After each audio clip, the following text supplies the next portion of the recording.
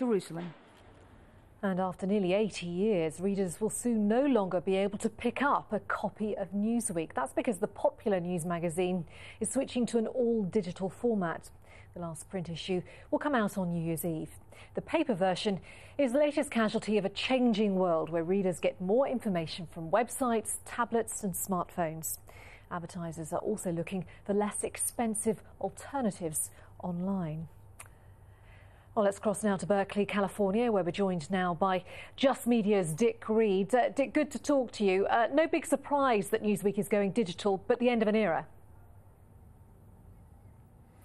Definitely the end of an era. Big impact for the readers. Those readers that love the print publication, of course, will be hurting right now, but we are seeing this as a trend. As you say, everything's moving digital. Certainly large numbers of print publications are closing. Moving to digital is not unusual, but this is, of course, pay for content. Do you think the normal people who would go to a shop and buy a copy of Newsweek, are they going to be prepared to shell out for a subscription per year to read the same content?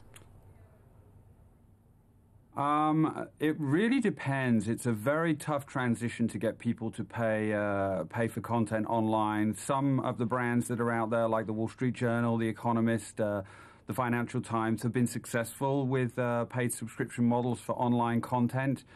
But with a news publication like Newsweek, the challenge is much tougher. There is a lot of free content available on any news story that's out there. So it will be a challenge for sure.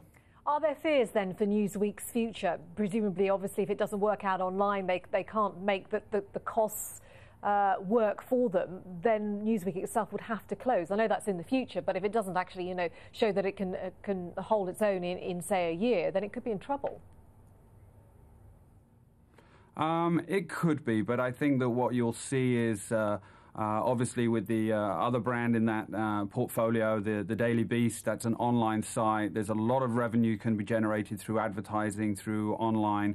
So a pure subscription model, they will want to get people to pay for that content, and they may well succeed, but advertising revenue will still exist. The key thing, I think, is how they get people to move from a print publication to consuming the content on things like the tablet. This is changing the way people consume their content, and we are finding that people are prepared to pay for content to be delivered onto these types of tablet forms. So that's the transition. It does sound like you're saying that the trend is going to go that way, and that means that other news magazines or even newspapers could end up going solely digital. They could do. I think the interesting model that we're seeing is where a user pays for a single subscription, which actually gives them access to that news in its various formats. So you can have the print publication, you can have the tablet version, and you can have access to the premium content that exists on the internet. That model seems to be the one that a lot of the publishers are adopting, and I think the users want that option to have the content in any way that they desire.